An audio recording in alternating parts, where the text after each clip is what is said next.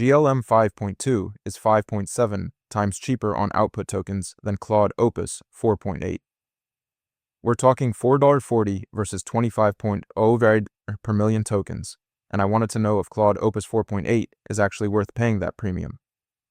Right now, both models are being seriously considered for production workloads, so this comparison actually matters.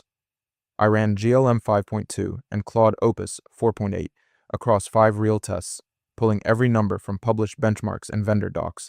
No vendor money, no spin. Honestly, what surprised me most wasn't the price gap. It was where the cheaper model actually kept up and where it didn't. And if you're running long document workflows, the answer might not be what you'd expect. Alright, so this comparison is really for developers and teams deciding where to spend their AI budget.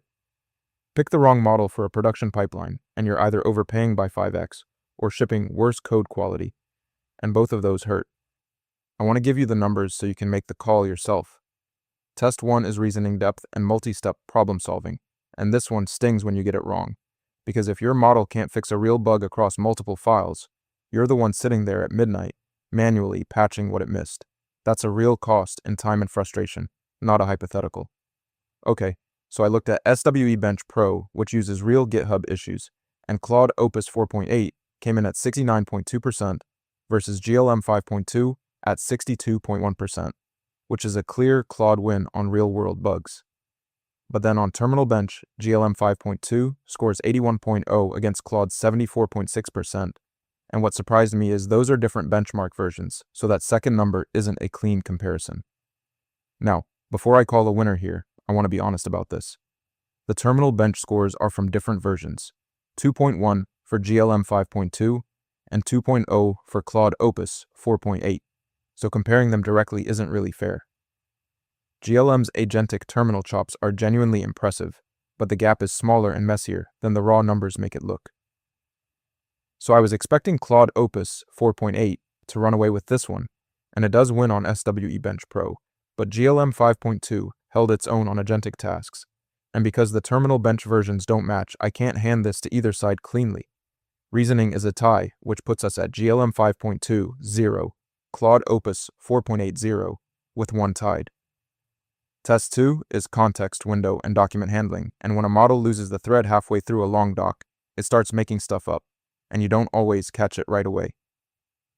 That's how you end up shipping a summary with wrong numbers or missing a clause in a contract, which is really painful when it happens. What I found is that Claude Opus 4.8 pulled 87.9% accuracy on the 50K token needle in a haystack retrieval test, and GLM 5.2 came in at 84.5%, so that's a 3.4 point gap. GLM's official context window is actually double Claude's at 1 million tokens, but on the retrieval test that actually measures accuracy, Claude is more precise, though I'll note this is one test at 1 depth. Honestly, I was expecting GLM 5.2 to compete harder here given its 1M context window, but Claude Opus 4.8 is just more accurate when it actually has to find something buried in a long document. Claude takes context retrieval, 1 win for Claude, and that moves the score to GLM 5.20, Claude Opus 4.81 with 1 still tied. Test 3 is at latency and response speed.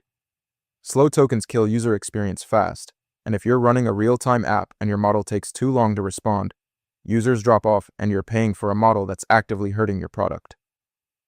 Speed isn't a nice to have once you're in production. So here's what I found.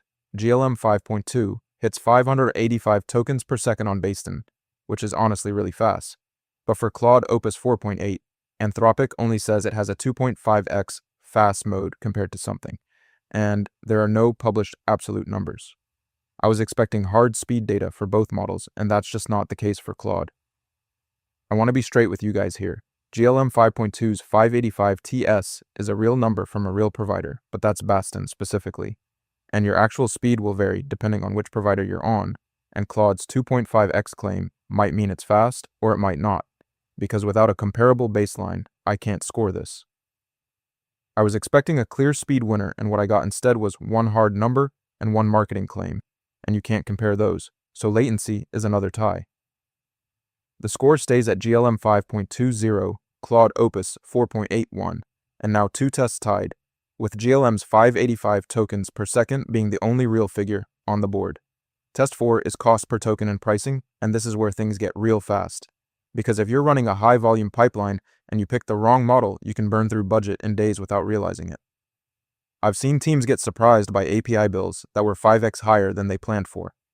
Okay, so the numbers here are pretty wild. GLM 5.2 runs at $1.40 input and $4.40 output per million tokens, and Claude Opus 4.8 is $5.04 input and $25 output, which works out to 3.6 cheaper on input and 5.7 cheaper on output for GLM 5.2, and on top of that, it's open weight so you can self-host and skip the per token cost entirely.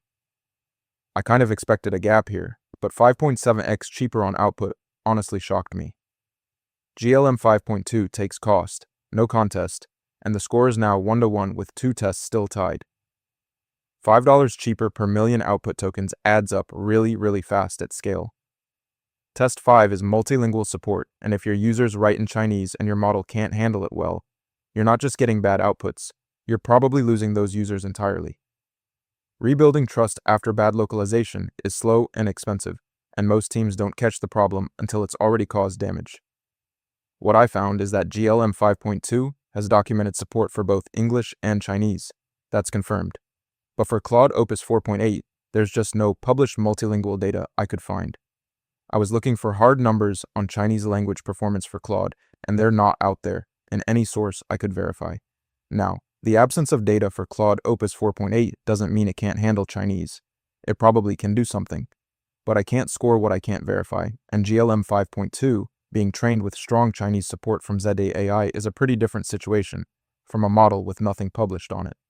Honestly, I thought this one might go to GLM 5.2 outright, but without comparable data for Claude Opus 4.8, I can't hand out a clean win, so multilingual is a tie on the scoreboard, even though GLM 5.2 is the only one with documented Chinese support.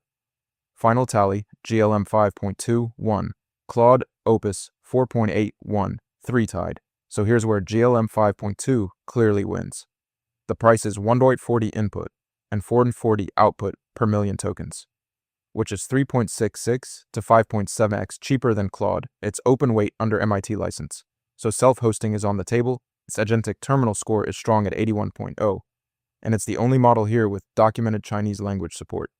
And here's where Claude Opus 4.8 clearly wins.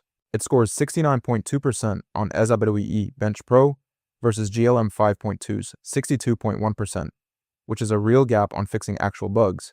It pulls 87.9% retrieval accuracy at 50k tokens versus 84.5%, and it also has fine-grained effort levels for controlling reasoning depth plus direct integration into Claude code.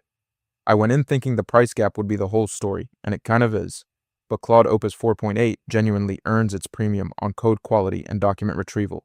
So here's the rule. If you're cost-sensitive, running bilingual workflows, or want to self-host, GLM 5.2 is the clear pick at $5 cheaper per million output tokens. But if you need the best bug-fixing accuracy and long dock precision, Claude Opus 4.8 takes it.